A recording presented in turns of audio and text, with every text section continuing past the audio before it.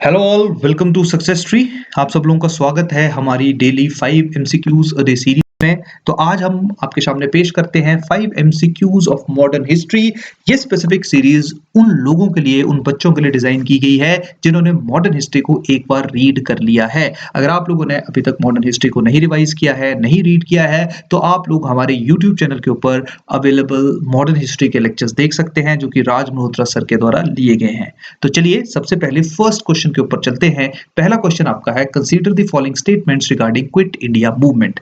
First option is this movement was led by Mahatma Gandhi. Second is it is also known as August resolution. Third is doctor Bhimrao Ambedkar supported this movement. आप सब लोगों के सामने तीन चार options हैं, इन चारों में से बताइए जल्दी कौन सा ऑप्शन आपका करेक्ट है। जिन लोगों को इसके बारे में पता है वो जल्दी से बताएंगे क्विट इंडिया मूवमेंट कब शुरू की गई थी, जो कि एक बहुत ही आसान सवाल है और मैं उम्मीद करूंगा, आशा करूंगा कि आप लोग इसको कमेंट सेक्शन में डालेंगे। जिन स्टूडेंट्स को इसके बारे में बिल्कुल आइडिया नहीं है वो लोग वहां से इस चीज के बारे में अंडरस्टैंड करने की कोशिश करिए और उसके साथ साथ मैं आप लोगों को आंसर्स के साथ थोड़ा सा उस स्पेसिफिक क्वेश्चन को भी एक्सप्लेन करूंगा। देखिए, इसका आपका जो आंसर है वो आपका है B, that is two only. तो चलिए स्टेटमेंट्स के थ्रू इस क्वेश्चन को समझने की कोशिश करते हैं। पहली स्टेटमेंट है, this movement was led by Mahatma Gandhi. ये स्टेटमेंट आपकी इनकरेक्ट है because this specific movement was announced by Mahatma Gandhi, लेकिन जैसे ही क्विट इंडिया मूवमेंट को महात्मा गांधी के द्वारा अनाउंस किया गया था उसके बाद उनको अगहा खान फोर्ट, जो कि पूना के अंदर सिचुएटेड है, वहां पे उनको कैद कर लिया गया था और उसके साथ साथ बाकी जो कांग्रेस के इंपॉर्टेंट लीडर्स थे उनको भी जेल के अंदर डाल दिया गया था। तो इस स्पेसिफिक मूवमेंट के जो लीडर थे वो छोटे मोटे आपके जो उस स्पेसिफिक टाइम पे फ्रीडम फाइटर्स हुआ करते थे वो थे। महात्मा गांधी इस मूवमेंट को लीड नहीं कर सके क्योंकि वो अगहा खान फोर्ट, जो कि पूना के अंदर सिचुएटेड है, वहां पे उनको रखा गया था। दूसरी स्टेटमेंट है, it is also known as August resolution, जो कि बिल्कुल सही स्टेटमेंट है क्योंकि ये स्पेसिफिक क्विट इंडिया मूवमेंट आपके अगस्त महीने में ही लॉन्च की गई है, तो की गई थी, यही कारण है इसको अगस्त रेजोल्यूशन के नाम से भी जानते हैं।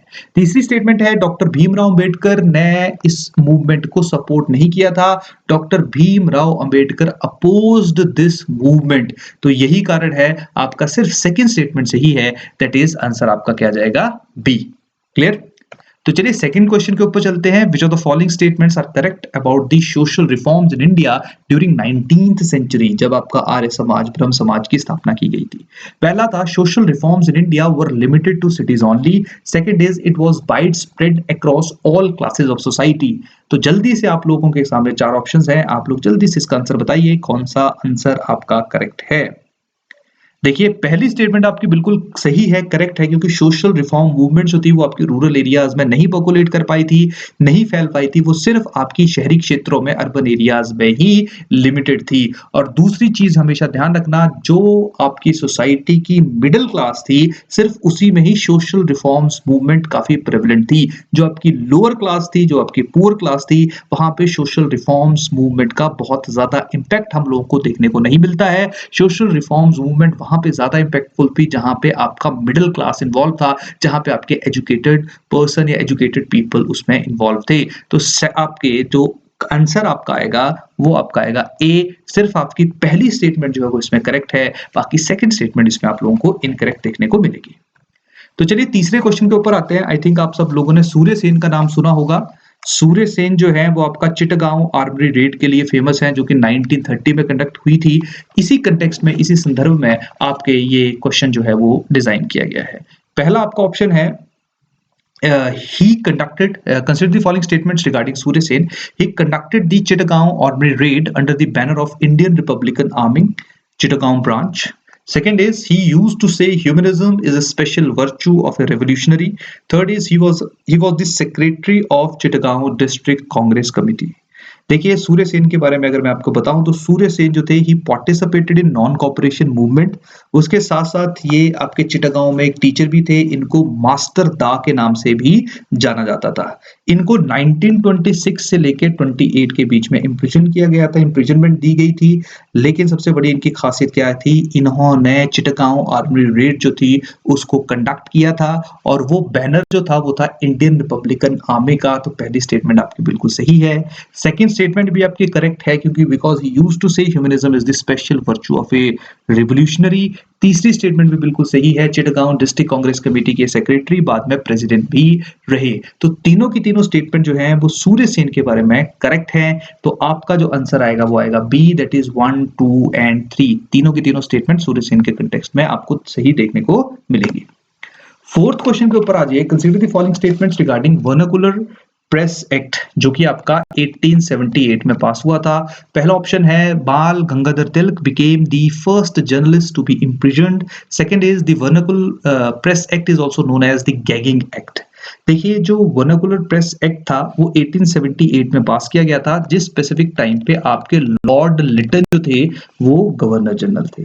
बेसिकली इस स्पेसिफिक एक्ट के थ्रू जो आपके इंडियन न्यूज़पेपर थे उनको गैग करने की, उनको कंट्रोल करने की कोशिश की गई थी। तो यही कारण था कि इस स्पेसिफिक एक्ट को गैगिंग एक्ट के नाम से भी जाना जाता था। तो दूसरी स्टेटमेंट तो इसकी बिल्कुल करेक्ट है।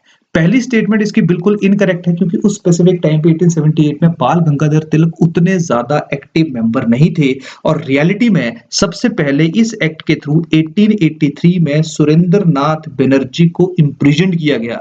तो in reality Surendra Nath Banerjee was the first Indian journalist to be imprisoned under this specific act, क्योंकि सुरेंद्र नाथ बनर्जी ने जो कलकत्ता हाई कोर्ट के जज थे उनको क्रिटिसाइज किया था क्योंकि उन्होंने अपनी जजमेंट में जो हिंदुओं की धार्मिक भावनाएं थी उनको ठेस पहुंचाई थी। तो यही कारण है पहली स्टेटमेंट आपकी इनकरेक्ट है, सेकंड स्टेटमेंट आपकी बिल्कुल करेक्ट है। तो आपका आंसर आ जाएगा B, that is 2 only.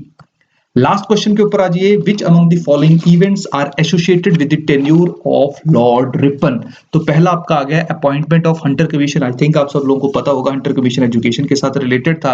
Second आपका आ जाएगा इल्बर्ट बिल कंट्रोवर्सी जो रिलेटेड था कि क्या जो इंडियन जज हैं वो ब्रिटिश के खिलाफ केसेस सुन सकते हैं। तीसरा आपका आ जाएगा फैक्ट्री एक्ट 1881 जहां पे फैक्ट्रीज के ऊपर कंट्रोल रखा गया था वर्किंग आवर्स के ऊपर। तीसरा आ गया आपका लोकल सेल्फ गवर्नमेंट। तो ध्यान रखना लॉर्ड रिपन जो है इनको काफी एक तरह से पॉजिटिव कामों के लिए गवर्नर जनरल के रूप में याद किया जाता है। तो ये चारों के चारों आपके जो ऑप्शन हैं वो बिल्कुल करेक्ट हैं क्योंकि चारों की चारों इंपॉर्टेंट घटनाएं जो थी वो लॉर्ड रिपन के दौरान ही घटी थी।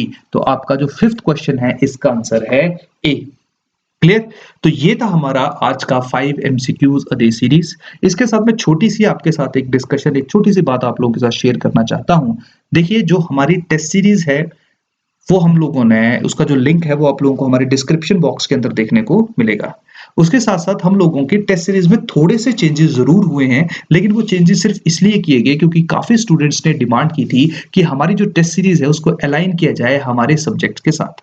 तो यही कारण था कि हमारे जैसे जैसे जो जो सब्जेक्ट खत्म होता गया वैसे वैसे हम लोगों ने उसके अकॉर्डिंगली टेस्ट सीरीज को अलाइन किया, जिसके कारण आपके कुछ टेस्ट जो हैं वो शिफ्ट हुए हैं। नो डाउट ये हम लोग मानते हैं, लेकिन ध्यान रखिए ये जो भी काम इस टाइम पे किया गया ये स्टूडेंट्स की डिमांड के मद्देनजर रख के किया गया और वो जेन्युइन कंसर्न, जेन्युइन डिमांड भी थी उनकी, क्योंकि जब तक उन्होंने कोई सब्जेक्ट नहीं रीड किया है तो उसके आंसर्स वो या उसकी टेस्ट सीरीज को वो कैसे कर सकते हैं।